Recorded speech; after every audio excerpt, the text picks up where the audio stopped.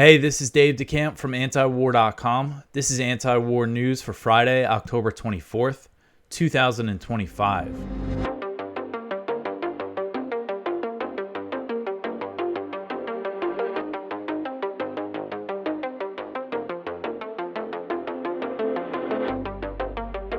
All right, the first story at the top of antiwar.com today. The U.S. considers plan to split Gaza in two. So the Wall Street Journal reported on Wednesday that the U.S. and Israel are considering a plan for Gaza that would divide the Palestinian territory into two, with one area controlled by Hamas and the other area controlled by the Israeli military. Under the plan, reconstruction could only take place in the Israeli-occupied area until Hamas disarms. And this is something Jared Kushner has spoken about openly. He said this when he was in Israel on Tuesday, quote, "No reconstruction funds will be going into areas that Hamas still controls. There are considerations happening now in the area that the IDF controls, as long as they can be secured, to start the construction as a new Gaza in order to give the Palestinians living in Gaza a place to go and a place to live," end quote. So the Journal report said that Arab mediators are alarmed by the plan because they fear dividing Gaza could lead to a zone of permanent Israeli control inside the Palestinian territory, and they are unlikely to commit to deploying troops as part of a peacekeeping force if the U.S. and Israel move forward with this idea. A long-term or permanent Israeli military occupation of parts of Gaza could also lead to the reestablishment of Jewish settlements in the Strip, something that settler leaders and some officials in the Israeli government have made clear that they want. Just recently, after the ceasefire went into effect, Bezalel Smotrich, the Israeli finance minister, he said in some speech that he gave that there will be Jewish settlements in Gaza. So if we end up with this long-term or permanent Israeli occupation, that's a possibility that we start seeing settlements pop up. The Israeli newspaper Haaretz, they were very critical of this plan in an analysis of Kushner's vision for Gaza. They said that the plan would amount to something like the West Bankification of Gaza, a scenario that has become dangerously more likely since the ceasefire went into effect. And Gaza has already been effectively divided into two, with Israel controlling about 58% of the territory, and Hamas has reestablished control in the areas that the IDF withdrew from. And Israeli-backed gangs and militias also are controlling territory under IDF protection in some of the Israeli-controlled areas. So this is something, again, I do think that the current situation we're in right now might end up being the status quo for a long time. This Israeli occupation of more than half the territory and desperate Palestinians living in the rest of Gaza in this, in Israel, if they go through with this plan, they're not going to let the things needed to bring real relief to the people living in the other half of Gaza, like things like construction equipment and mobile homes as temporary living structures. And, this is just a way they're going to continue to squeeze them. And again, just talk about long-term permanent or the potential for permanent occupation here. It's not a good sign that this is one of the plans that they are considering, because something like this is not going to lead to a lasting peace.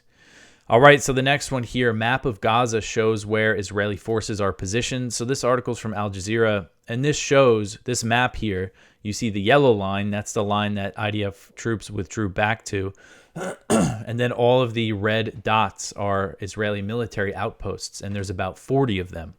So this is a very significant military presence, military occupation of more than half of Gaza's territory. I just put this in here so people could see, just get a visual of what it looks like, the territory that Israel controls and where all the different outposts are. All right, so the next one here, the World Health Organization says the ceasefire has not ended catastrophic hunger crisis in Gaza. So this article is from Kyle Anzalone at the Libertarian Institute. The head of the World Health Organization said that the ceasefire in Gaza has not improved the humanitarian situation. The Gaza Media Ministry reports less than 1,000 trucks of food entered Gaza during the first 11 days of the ceasefire. So the World Health Organization just saying that the situation remains catastrophic.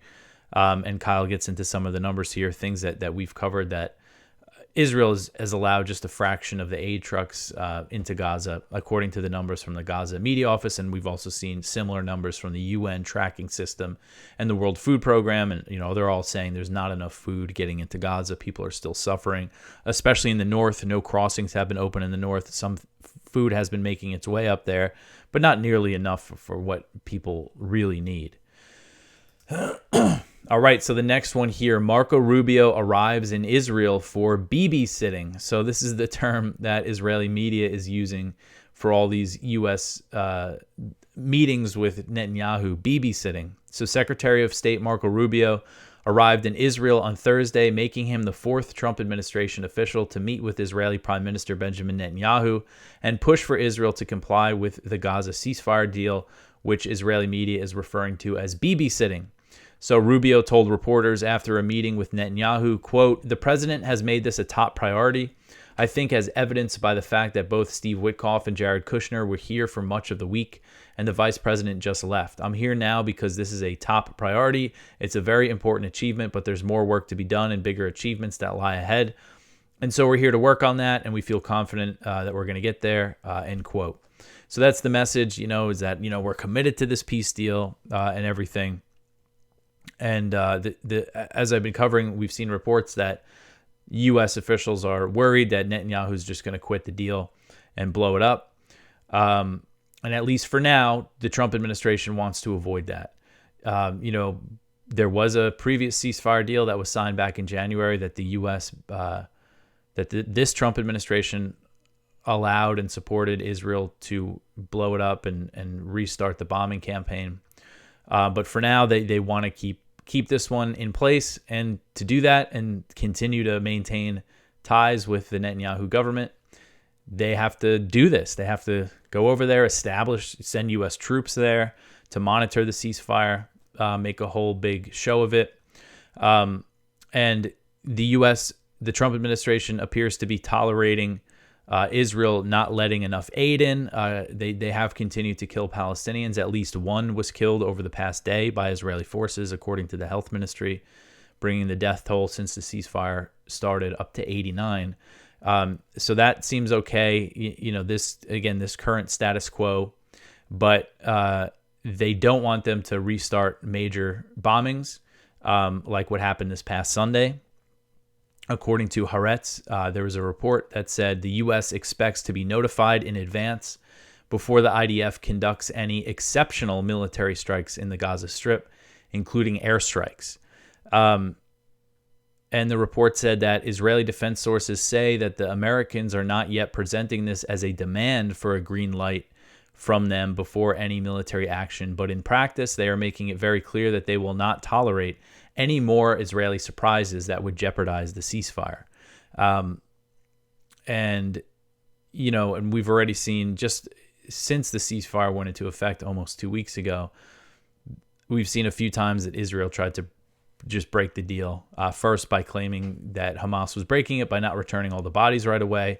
Then by claiming there was that attack and unleashing that bombing campaign.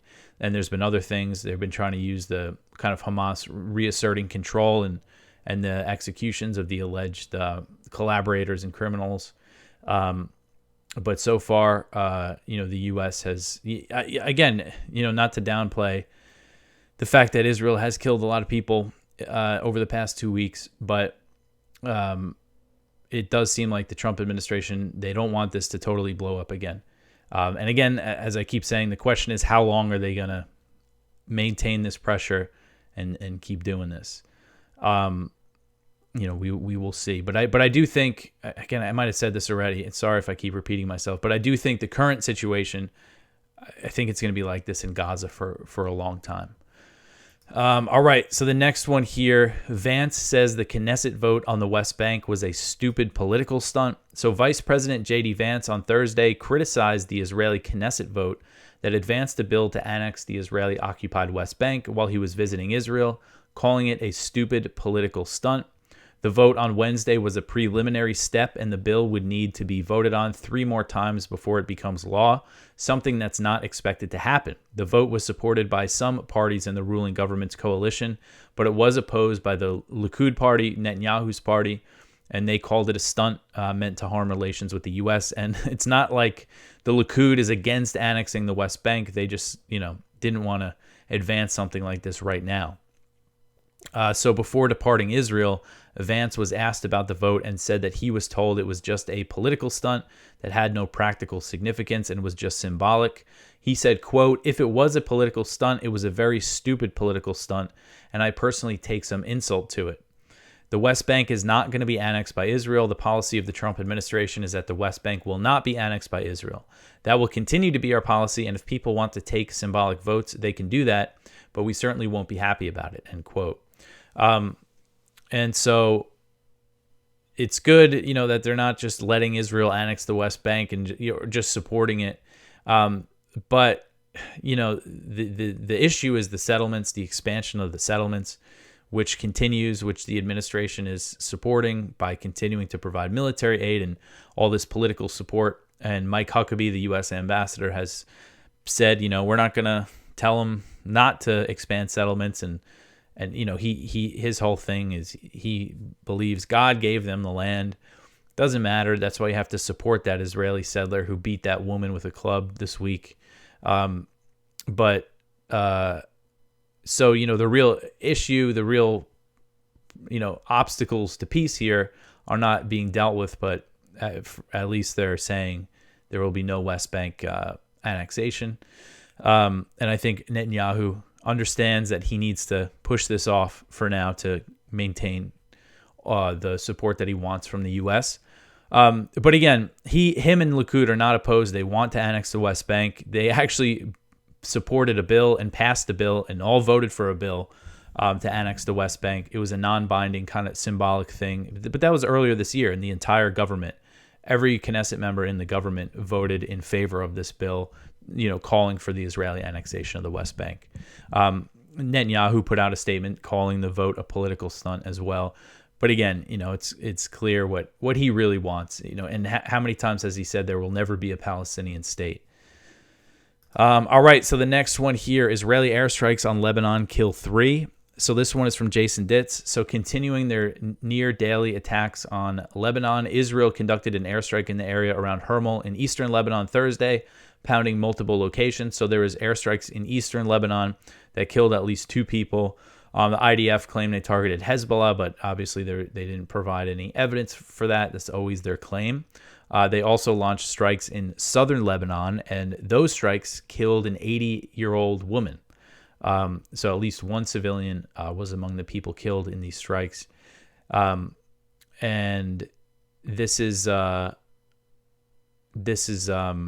then actually there might have been another person killed, not exactly clear, but Israel continues, and they've ramped up the attacks on Lebanon since the ceasefire in Gaza went into effect.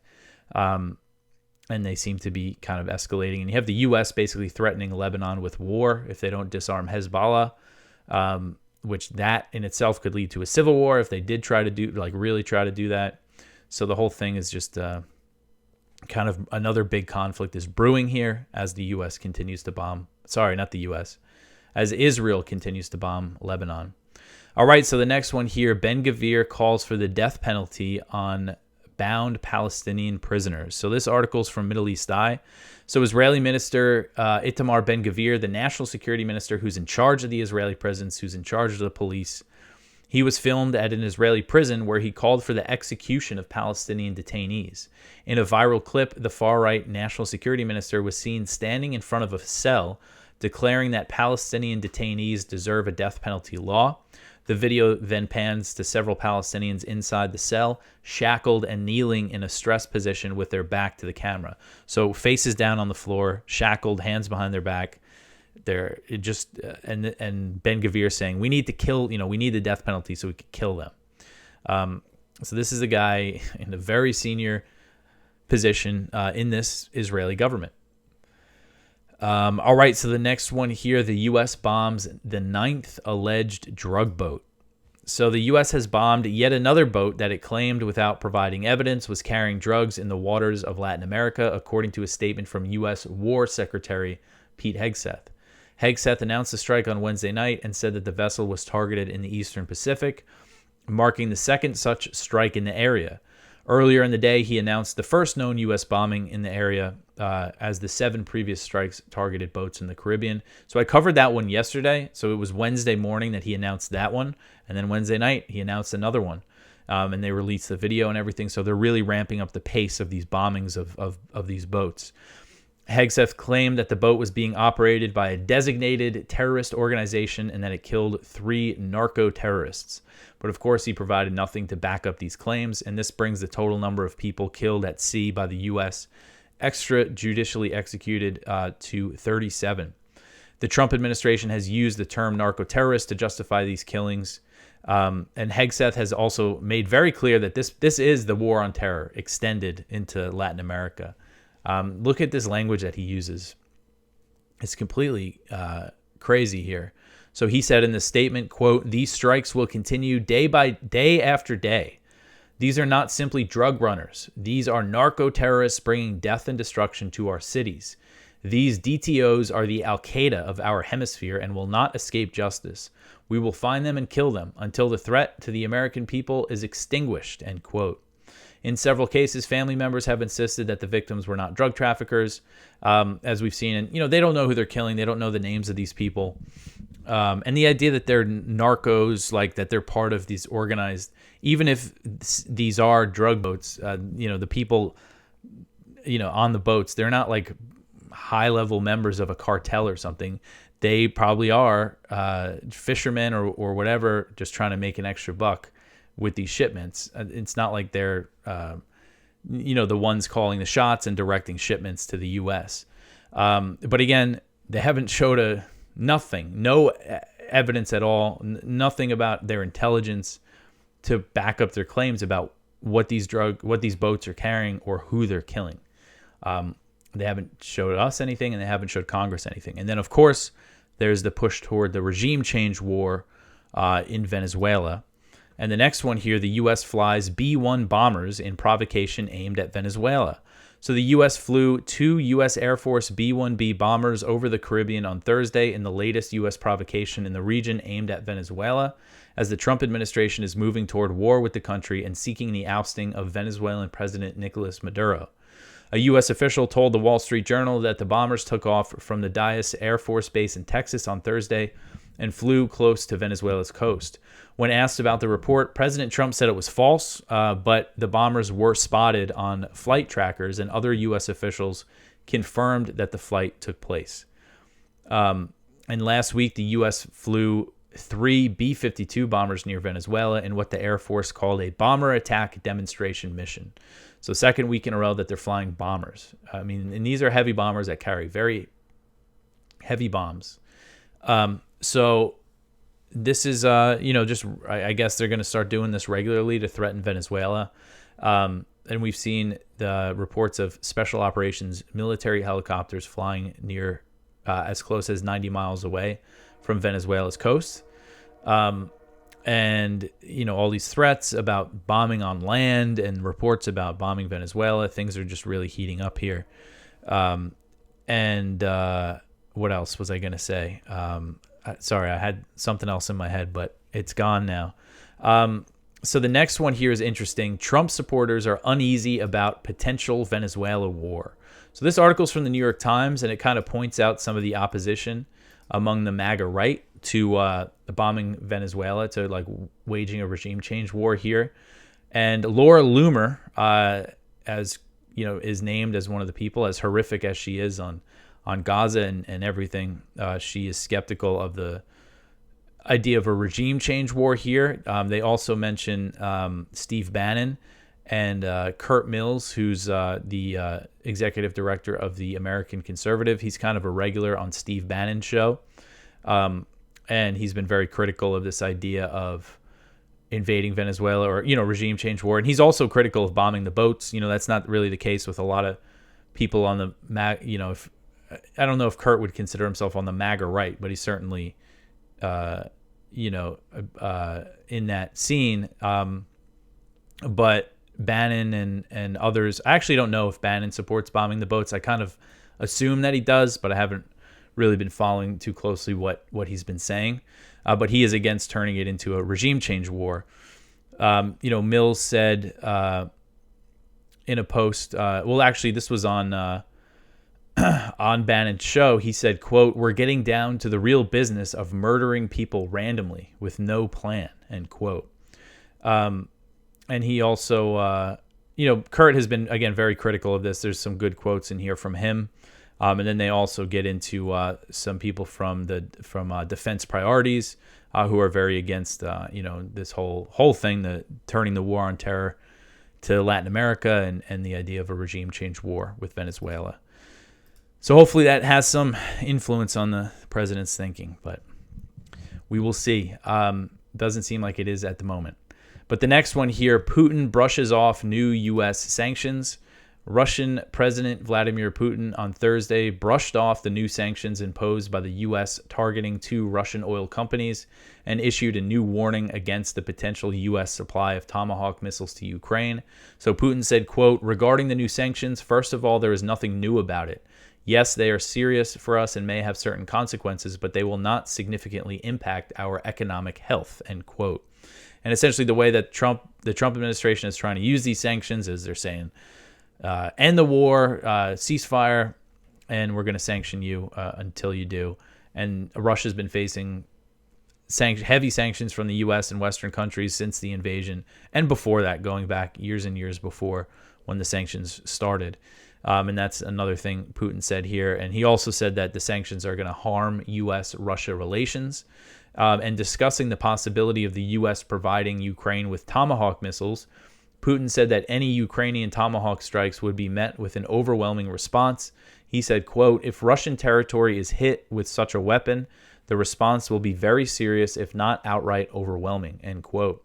So President Trump appears to have cooled on the idea of supplying Ukraine with Tomahawks, which are nuclear-capable missiles and have a range of over 1,000 miles. So Trump said this on Wednesday, quote, "The problem with the Tomahawk is, a lot of people don't know this, it'll take a minimum of 6 months, usually a year, to learn how to use. The only way a Tomahawk is going to be shot is if we shot it," end quote. So hopefully he's not thinking about shooting Tomahawks, the U.S. military shooting Tomahawks into Russia. That would just be completely crazy. But I doubt that he's thinking that. And according to a lot of reports that we've seen, the U.S. has been supporting long-range Ukrainian drone attacks and missile attacks again now inside Russia. Trump denied a Wall Street Journal report that said he was backing the missile strikes. But if Ukraine is using those Storm Shadow missiles, as they said they did in a recent strike in Russia, then the U.S. is supporting it, providing the targeting data for it. So, escalations are certainly happening here. All right, so the next one here, NATO countries feud over Ukrainian attacks on pipelines. So this article is from Kyle at the Libertarian Institute. So Hungary lashed out at Poland over Warsaw's support of Ukrainian attacks on Russian pipelines. Budapest has repeatedly condemned Kiev for drone strikes that disrupt the flow of gas to Hungary. Polish Foreign Minister Radoslaw Sikorski told Hungary's Foreign Minister on X that he hopes Ukraine destroys the Druzhba oil pipeline, which carries Russian crude to Hungary through Ukraine. So this is really crazy here. This is the Polish Foreign Minister. And this is the guy who celebrated the bombing of the Nord Stream pipelines, who said, "Thank you, USA." And he says that he hopes the Ukrainians knock out the pipeline bringing gas to Hungary. Hungary's Prime Minister Viktor Orban responded to the Polish Foreign Minister's remarks, calling them complete madness. He said, quote, "War psychosis has captured the mind of the Polish government. They want to throw away the 1,000-year-old Hungarian-Polish friendship," end quote. So Ukraine has launched multiple attacks on this specific pipeline, and obviously Hungary is not happy about it. But they're really feuding over this, Poland and Hungary. All right, so the next one, the last story here, suspected U.S. drone strike in Somalia harms civilians. So a drone strike that hit southern Somalia on Tuesday may have caused civilian casualties, according to Somali media reports. Garo Online reported that the strike hit the lower Shabelle region, which neighbors Mogadishu, in an area controlled by al-Shabaab militants. The report did not say how many civilian casualties were caused by the strike, which was likely carried out by U.S. Africa Command. So far, AFRICOM has not said that it launched an airstrike in the area that day, but the command typically reports airstrikes a few days after they occur. I asked them if they launched an airstrike in the area that day. We'll see. They tend to get back to me. We'll see if they actually answer the question, though. So Turkish drones are known to also be used in airstrikes on al-Shabaab, but much less frequently. I haven't seen any reports of them happening lately, now that the U.S. has really ramped up their bombing campaign. So if a drone strike took place in this part of Somalia, it was most likely, I would say with a lot of confidence, that it was the U.S. And we don't know, again, details of the civilian casualties, just basically reports that there are some in this latest drone strike. And Garo Online also reported that the U.S.-backed Somali government claimed that it killed 7 al-Shabaab fighters in an operation with support from AFRICOM, though it was conducted further north in the central Haran region. So that's another potential U.S. airstrike. So if the U.S. did launch another strike, that would be the 84th of the year. They've completely shattered the records. This is an unprecedented level of bombing, of U.S. bombing in Somalia. And it gets no coverage. I know I always say that, but it's crazy to me. It's just that we can be bombing a country this much, and there's not even like a conversation about it happening among anybody in the U.S. I think it kind of says a lot about our country, that this could be going on, and it just doesn't matter. So anyway, there was also a U.S. airstrike that killed a civilian last week that killed, according to locals, killed a prominent clan leader who they say was a peacemaker. The U.S. claims he was an al-Shabaab weapons dealer. That has been very strongly denied by his family and again, locals who knew him. He was a very well-known leader in the region. And I bet that there's a lot of civilian casualties that we don't hear about because, again, there's no media coverage, so there's no scrutiny. When there's no scrutiny of a U.S. military campaign, they're doing whatever they want. So there's that. And then there's also the fact that on the ground in Somalia, I know in areas controlled by al-Shabaab, they restrict internet use. And I know that the government, the U.S.-backed government, has also been, cracked down on journalists who were critical of the government or of their war against al-Shabaab in the past. So there's a lot of factors here why we just don't really know what's happening on the ground, but some reports that there might have been civilian casualties here. So we will follow up on this, and that is it for the news for today. Please go check out our viewpoints. One from Michelle Elner, the oldest colony, the newest war, Puerto Rico as a launch pad for war on Venezuela. One from Judge Napolitano, a Trumpian headache. One from Ian Proud, Poland's Janus face on Ukraine is untenable. One from Doug Bandow, Americans shouldn't die for Qatar or Saudi Arabia. And our spotlight is from the Eisenhower Media Network, lawlessness and arrogance, DC aims for regime change in Caracas. So please go check all that stuff out. Go check out our blog. We got some stuff over there, and then lots of stories in the lower part of the page from all around the web, kind of our news aggregation that we do. But yeah, that's it for the week. Let's hope we don't bomb Venezuela this weekend. That would not be good, but it seems like we're moving in that direction. I'm kind of the mind now that if it's going to happen, it might not be for a little while. So I said I was on X today, formerly known as Twitter, and I saw all these posts saying that there's going to be imminent U.S. airstrikes on Venezuela. President Trump's going to announce them today at 3 p.m. when he gives this talk about this Homeland Security Roundtable. Didn't happen. He didn't announce anything like that. He threatened the strikes on land again. But I've seen this before. There's all these like pro-Venezuela regime change accounts, like Venezuelans in the U.S. who want regime change. They have a very big presence on X. And I've seen them do this before where they're like, oh, strikes are coming. Maduro's days are numbered. And then nothing happens. But today it was like just way more than usual. And it was a lot of also these kind of random military, accounts on X that just kind of tweet stuff that there's no like source of or whatever. It just seemed like more than usual. So I was worried that something was going to happen, but it didn't. And, that could be part of the psychological campaign. We know that this is a big psyop as well. There is also kinetic military action, but a big part of this is kind of a psyop against Maduro and against Venezuela. So that could be a part of it, because I'm sure people in Venezuela, they're looking at the social media as well. So anyway, that's it for me. I hope everybody has a good weekend. I will see you in a few days. Thanks for listening.